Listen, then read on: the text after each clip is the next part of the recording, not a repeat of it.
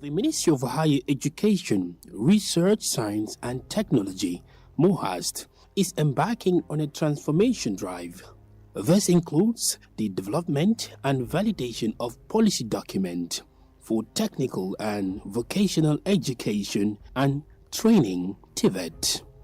The National Accreditation and Quality Assurance Agency, NAQA, is the regulatory arm of the ministry.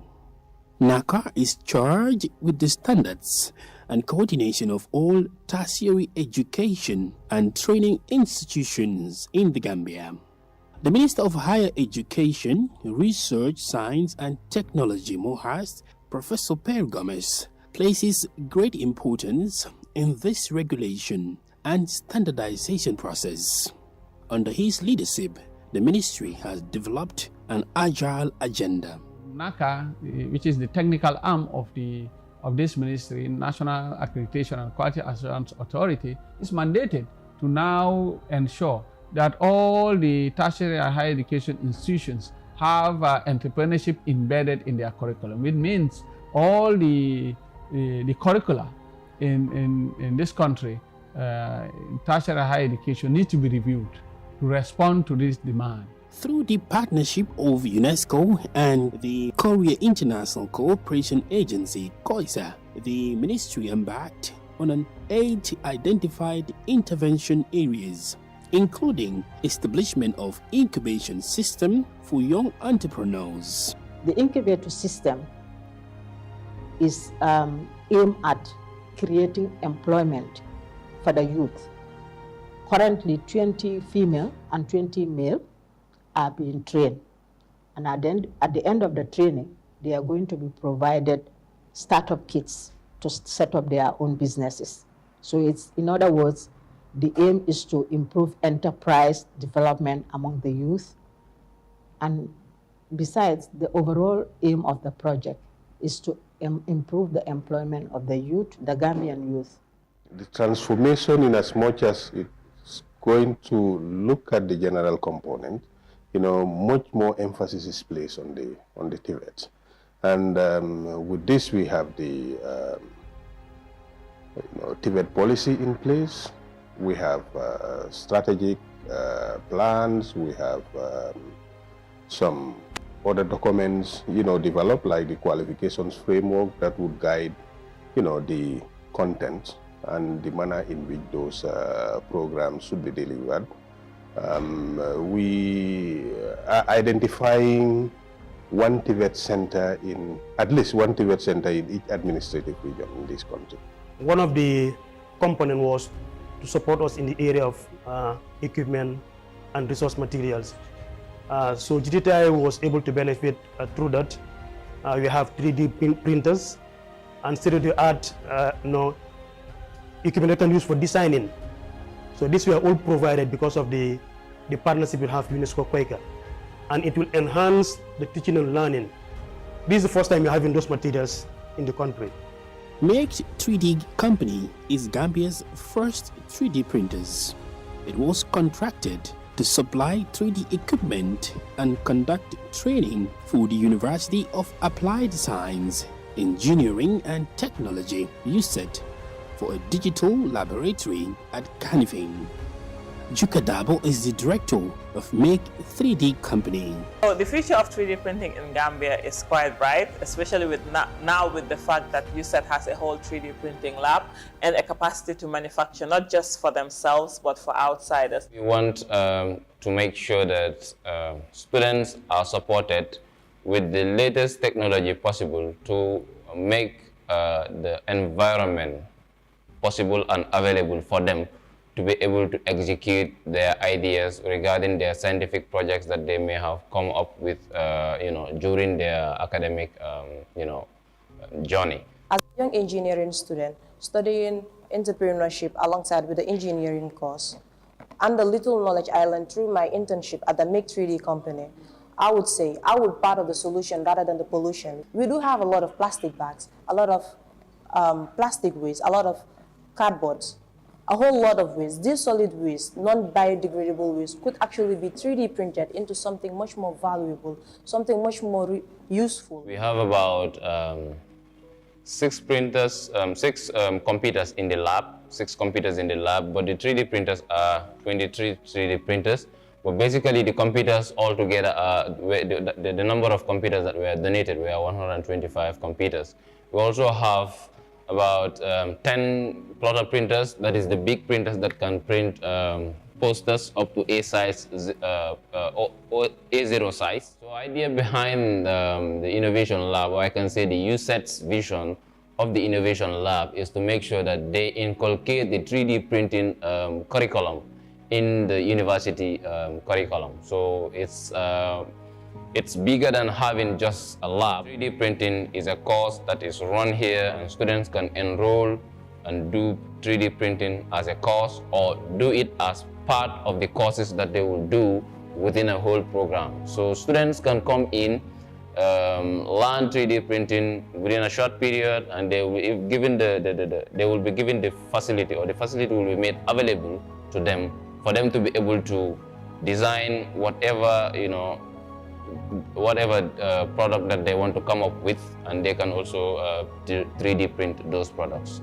So for the procurement for the GTTI, we had to deliver like almost 11 plotters, and part of it has to do with what GTTI in Kanifing branch, and the other one in Wellingara. So the whole process wasn't quite easy, because like you have to keep current to latest technology, and the ones that was delivered to GTTI was one of the latest technology that is available in the market, and really has great features that can be used in order to generate money and to do the printing smoothly. When we started the training, we had 3 staff from GTTI, which we did a 5 days training, a long week, from Monday to Friday, 2 hours every day, where we showed them how to assemble the printer, how to configure it, how to use the Wi-Fi, how to use the hard drive, internal hard drive that is inside the printer, and how to print. At the end of the training, we were able to do different type of printing in terms of images, large copy, and other stuff, other activities. And we were able also to do some testing with the staff at GTTI. We did a training with the staff, and then they were able to take pictures from the different departments that they have, and then print it by themselves, and then show it to the administration. A survey conducted to gauge the perceptions of Gambians about Tvet reveals that many young people and families prefer office work and academia to skills. Tvet is seen as a great tool for youth employment and a solution to migration. Tvet is part of the project called Youth Empowerment Project, and it was launched in around 2000 as a viable alternative to support, not necessarily looking at the general education or academic education, typically to a segment of the population that is inclined towards technical skills. We want to address two things which constitute a malaise in this country. That is the rural-urban migration and the international illegal migration, commonly known as the back way, which is a syndrome. You must have seen that a good number of our youth are leaving, going to Europe. Some are in concentration camps in Libya and other places, and so on. What to do? Should we fold our hands and look at them dying out there, or trying to come up with a response? So the Gambia government, under the leadership of President Barrow and through this ministry Mohas, we thought that it is fitting for us to come up with a response, with a sustainable response. And the best way is to give them an alternative, and that is giving them education. Because Albert Einstein said, education is what will remain when everything is no more. So when you give them Tvet education, and for them to get the skill sets, some of them will end up not going to Europe. They will stay here because they will make it here. They will get more money than some of us who are working in offices. 1. 2, in the event that some of them ended up going to Europe, Europe will be the one pleading with them to stay in Europe. When they themselves want to come back, Europe will be the one pleading with them, because Europe will not have the skill set that they have, and they will need them to stay. Because that is what is happening also in Europe. They have some skill gaps. So our people, we will be able to now export skilled labor. That is what we are talking about. So for it to be a win-win situation, some will stay and they will make it here. Some will go, but when they go, they will not be parasites. Because the mindset is, we are the Gambia. We will never bow. Wherever we go to, we will be at the banquet. We will not be at the periphery. That's our belief, and that's the message we are sending out there to the youths of this country, so that they get the right skills to be part of the decision-making process. If you look at the whole transformation, we are saying you can move from apprenticeship, get into a formal education, system within Tvet, and then move on to certificate, diploma, and if you have what it takes, you can even go into a degree program. USET is the new name given to the Gambia's main technical training institution, the GTTI. This process also comes along with the support of a World Bank funded project called Africa Center for Excellence, ACE. When the transformation came with adding value to what has been happening here, because if you look at it, the transformation came in because the institution is hosting the ACE Center of Excellence, which is now supporting the College of Engineering, where we run 3 different engineering programs as a start for the university. So that was why now the transformation was necessary, because to host the College of Engineering, we need to have a university.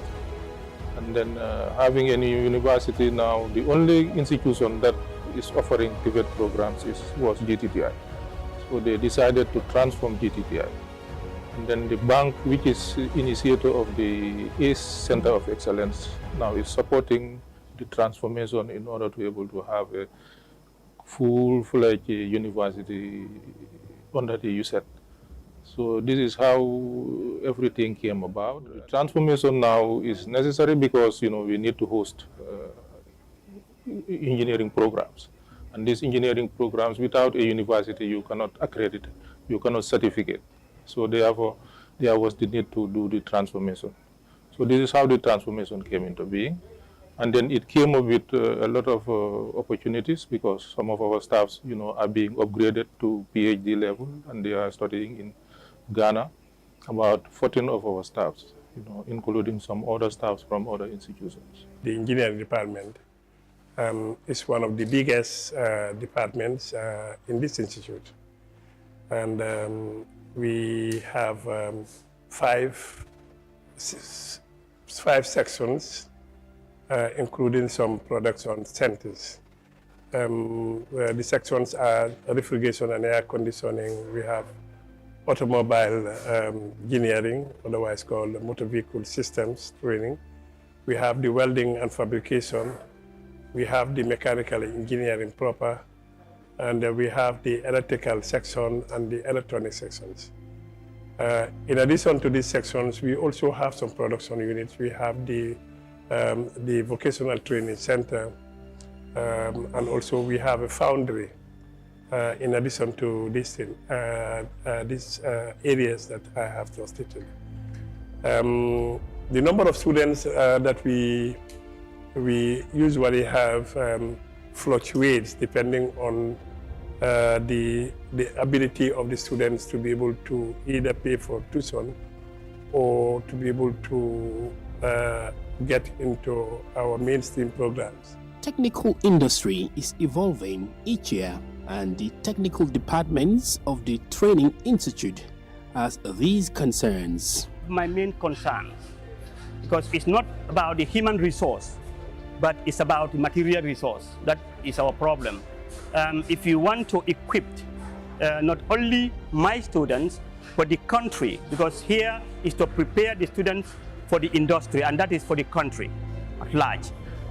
you must have all the necessary training equipment. Looking at the industry, what are available in the industry is what exactly should be available in the training institution to train the young people and be able to prepare them to meet that demand in the industry. At Welding and Fabrication Department, we found young people actively engaged. I had wanted to study welding, but I see it as a male-dominated field until I met a female teacher in this department. She mentored me through my studies. Now I am employed here. Still under transformation, the Ndemban Skills Training Center has just opened in September 2023, and admissions have been overwhelming. The center here is designed purposely for training youths on Tvet. That's skills, competency-based skills.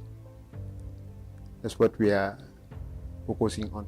And we have over 200 students, mostly from electrical section. The dormitory we have caters for only 80 students. There's 40 boys and 40 girls. So we are using the village. Some of them are using the village and they have their own guidance in the village. Some are within Ndemban, some just around Ndemban. We have some from Block, all the way from Block up to Sibano, all are attending. Priority was given to those who came first and are staying far. But luckily for them, day one, the dormitories were full. Since day one, the dormitories were all full. So the rest will look for guidance on their own.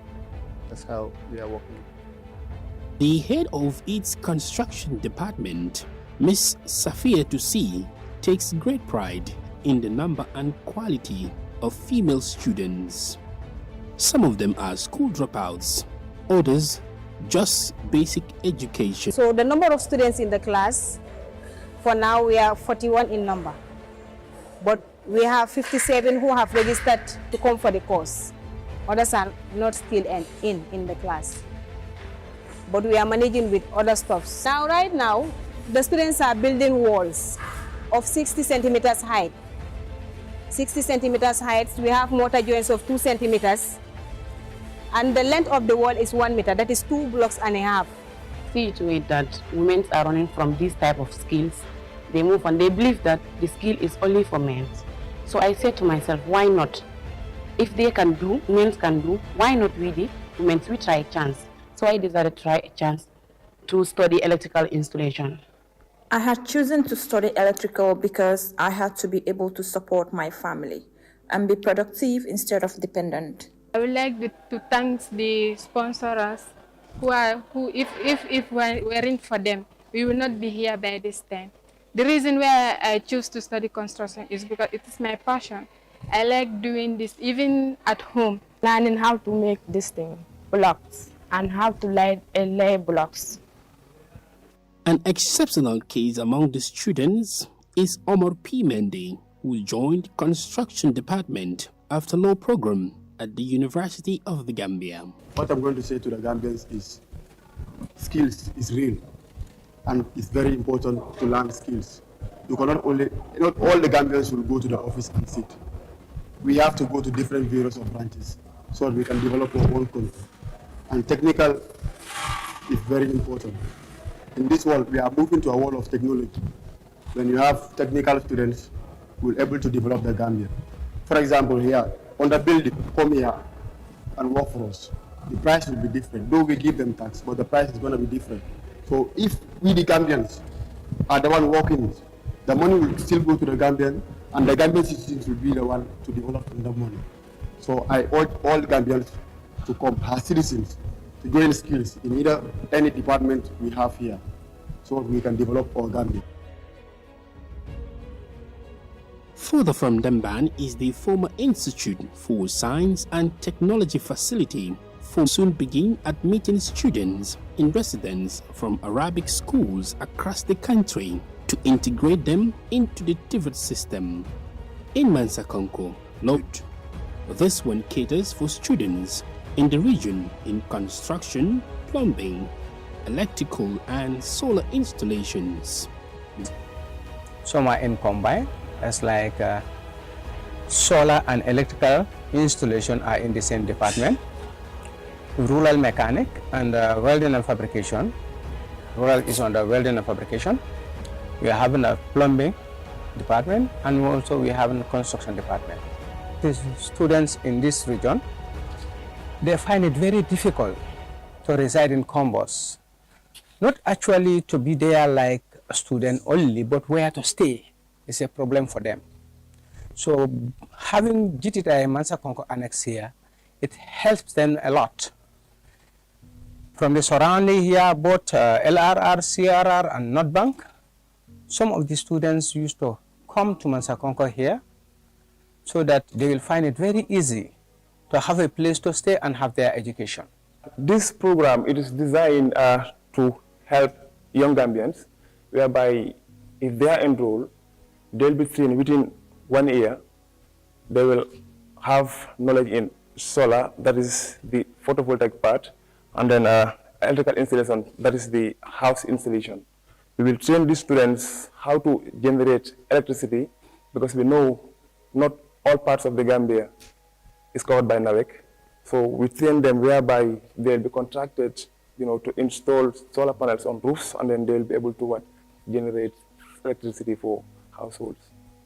Yeah. Solar street light, also built by the students, solar students, but yeah, it was a combination project. We did everything, then we just came in and then do on top. That is a 50 watt solar panel, and then the battery there, it is 25 amp battery. All right, and then we have a charge controller there also, that is 10 amp, and then we have these 4 lights, 2 connected in parallel, and then another 2 connected in parallel. We did that in the sense that sometimes when you experience low sunlight, it might not be able to charge the battery to the max. So having it one switch controlling all the 4 might not serve the whole night. So we see it necessary, having this 2 gang here, whereby you on one can control 2.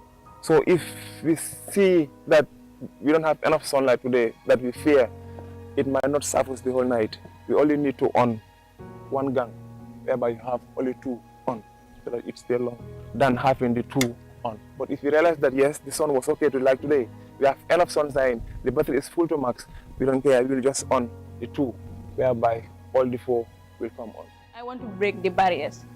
What a man can do, a woman can do. So people will be like, this technical side is for men only. So I want to break the barriers to let them know what a man can do, a woman can do. So I choose to study solar.